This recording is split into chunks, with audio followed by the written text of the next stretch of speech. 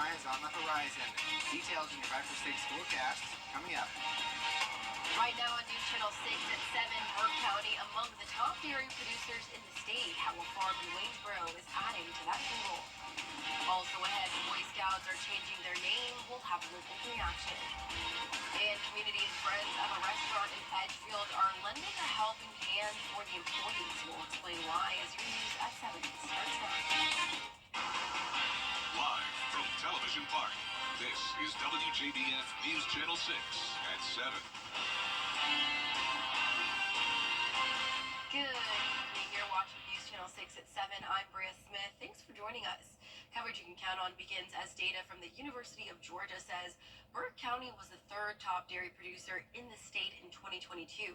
Hannah Latier shows us how one farm in Waynesboro is contributing to that statistic.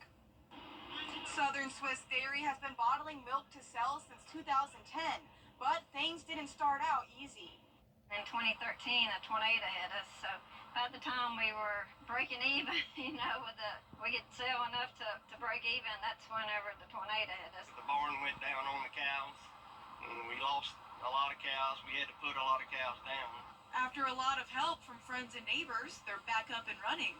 Along with many different types of milk, they offer a wide variety of homemade dairy creations. And we do a custom mix, ice cream mix for one in Atlanta, and then we do our premium 13% mix, and then we also do a soft serve ice cream.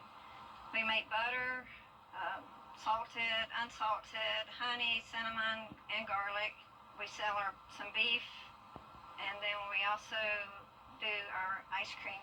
They sell their products all around the state. Mostly Atlanta and Savannah have some stuff in Augusta. Lanier's Meat Market there in town has it, and we do Augusta locally grown. Pineland here in town, Wagon Barn. It's an operation that goes from sun up to sundown. And you probably do 12 to 1,500 gallons at least every day. It's a good feeling when you produce a product that the public wants. Yeah. A lot of people want it. Jenny and Jimmy are getting to the point of retiring soon, but that doesn't mean the end for Southern Swiss. We're trying to pass it down to the kids, but we're getting to the age we're ready to slow down some. We're vamping up some things in here in the plant to make it a little bit easier for us, get done quicker. We just have so much to do. The farm is located on Rozier Road, and you can email, text, or call in your order, and we'll have a link at WJBF.com. In Waynesboro, Hannah Latier, WJBF News Channel 6. And as a part of the Your Hometown Tour, we're sharing a few stories about what makes Waynesboro, Waynesboro. That includes Burke County's only hospital. Burke Health has been under new ownership for about 3 years now. In that time, some major changes have been made to ensure the best healthcare possible for patients near and far. On top of renovating and expanding the 70-year-old building, hospital leaders have added a cardiology unit, a critical care unit, an orthopedic surgery unit, an occupational therapy building, more operating rooms. They've hired about 150 more people, and the list goes on.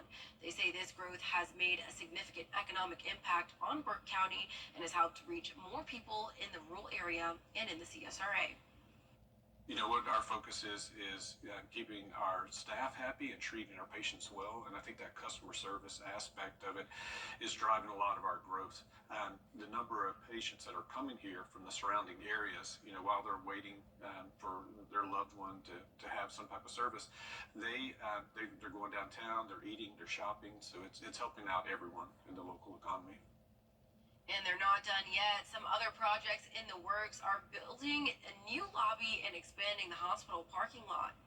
It's time now for a first look at our weather. Here's meteorologist Miller Hyatt. Miller, it's pretty warm outside today. Yeah, temperatures in the past. Bria? All right, Miller, thank you. A Richmond County deputy is facing multiple charges in a Burke County case.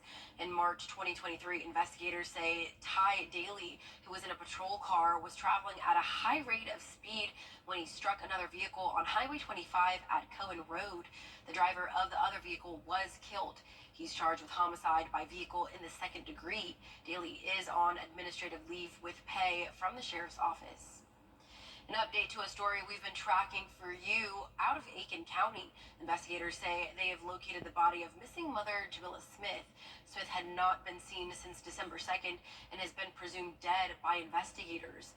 On Thursday, human remains were discovered in a wooded area on Silver Bluff Road, identified as Smith. Daniel Gabriel Harmon is charged with murder, and Brian Alexander Hampton Jr. and Clyde Henley II are charged with accessory after the fact to murder in connection with her disappearance and death. We have taken statements, evidence processing. There's still a significant amount of evidence that needs to be processed, electronic data, and so forth. While the motive remains unclear, authorities stress that the case will stay open until prosecution. Big changes are coming to Boy Scouts of America. Their name is changing after more than a century to Scouting America. This announcement coming from the Boy Scouts National Meeting in Florida on Tuesday. The organization is looking to be more inclusive as girls have been joining over the last few years. They currently serve more than 175,000 girls and young women across the nation. We spoke to our local Boy Scouts, and officials say the name change is the right move. Very few have the name Boy Scouts of. And matter of fact, there's only, I think, 10 countries in the world which have a Boy Scouts specific program. They're all co-ed. So with us bringing girls in 5 years ago, it makes sense to change the name to Scouting America to let families be more aware of the fact that we are a co-ed organization that allows boys and girls to participate. The name change will not take effect until February 8th, 2025, which is the organization's 115th birthday. The Edgefield community is coming together to help a local restaurant and its employees. Isabella Moody has more. 2 weeks after a fire shut down the Edgefield Pizza Hut, local restaurants and ministries are coming together to help. The restaurant has a special place in the hearts of many people who live around here. So after that April 25th fire, many wanted to do all they can to help the employees and let them know they are supporting them. My first reaction was I'm sad that it burnt down, but my second reaction is I really wanted them to know how much this community appreciates the hard work that they do for us to feed us as the community.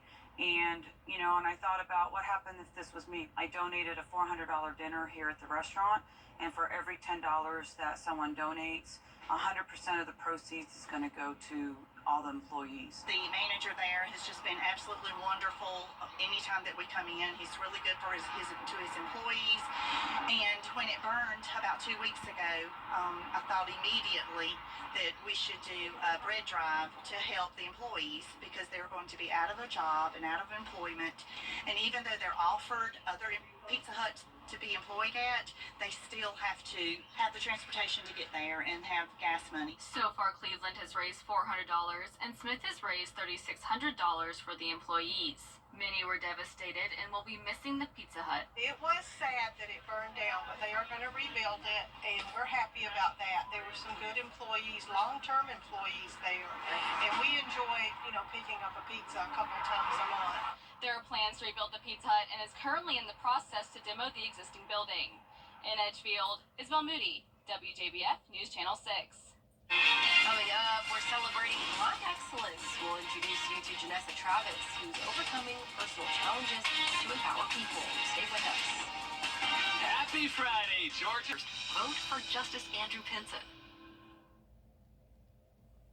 WJBF News Channel 6's Black Excellence 365 recognizes inspiring Black individuals and organizations in the CSRA throughout the year. Recipients are honored with the Mary L. Jones Black Affirmation Award. This month, we honor Janessa Travis, the owner of Juices Skincare. Here's Sean Capitstock with more. I was scared because, I had a son and I wanted to make sure he was taken care of. Janessa Travis's journey to entrepreneurship wasn't always easy. Battling polycystic ovarian syndrome, or PCOS, she worked as a server while coping with insecurities from facial hair growth and dark spots. So one day, car broke down, had a ride with my friend, left my makeup bag at home, and I had to not work that day because I refused to work without makeup on. Janessa launched her own product line, beginning with turmeric-based facial care remedies. Inspired by the book The Clan of the Cave Bear, she uncovered the real-life power of plants and herbs. So I went and I started reading. I was like, oh, these plants are real. Let me see, because my mom had diabetes, right? And she spilled a lot of yeast. That's where the vaginal products come from. So Me, PCOS, lupus. Him, eczema. My mama, diabetes. There's a lot of stuff going on.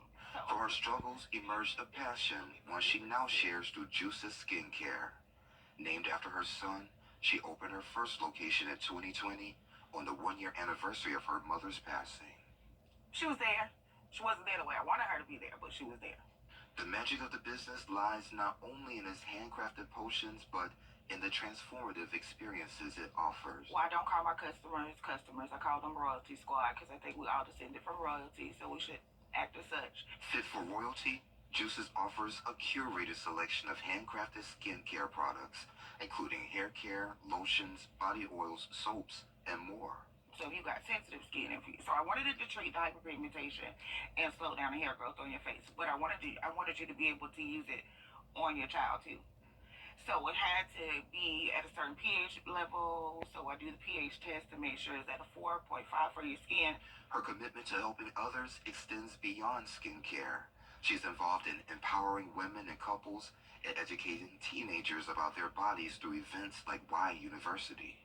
We're just trying to bridge it all together. We got good products. Now we're going to make sure we got the communication and we know what we're doing with the products. Juices operates both its physical location in Augusta and online, with plans for expansion to Atlanta and Charlotte. Just I tell everybody, load your card up. Come in here, let's talk about it. If you can't come in here, call me on the phone, which they do a lot, and make sure that you're purchasing the right stuff. Because of her dedication to enhancing the lives of others, specifically through skincare education and empowerment, is why she's honored with this month's Black Affirmation Award. We're tracking showers and thunderstorms this evening, one heading towards Snelling with gusty winds and heavy rain. I'll let you know when the storms will exit coming up in the forecast. I'm attorney King. Lowest prices. A homeless woman in Michigan is going viral after it was discovered she was living inside the business sign on the roof of a grocery store. The 34-year-old woman had enough space for a computer, printer, and coffee maker in her living quarters, which is about 5 feet wide and 8 feet high. She was found in late April when contractors became curious about an extension cord plugged into an outlet on the roof, which was providing the woman electricity. The woman purportedly cooperated and agreed to leave. Very interesting. I have a fear of heights, so I probably wouldn't have chosen that as a living space, but... Same here, Bria. I'm not a fan of heights. Yeah, definitely surprised with how much she was able to fit in there. That's pretty impressive. Yeah, same here. And looking at our weather forecast, Bria, we are tracking a few storms tonight south of I-20, but things should clear on out after 10 p.m. Looking at Mother's Day weekend, beautiful sunny skies, highs near 70, crisp lows near 50. And the next week, we take a turn right back into the showers and storms, starting Monday afternoon, lingering all the way through the end of the week into the first half of next weekend. Right now, it's too early to tell if there will be any severe weather, but of course, we'll be fine-tuning the forecast and keep you posted. Temperatures are going to be a little bit cooler thanks to all that rain in the mid to upper 70s for the middle of the week. Alrighty, Miller. Well, thank you so much for that. We'll see you again at 10 on ATV.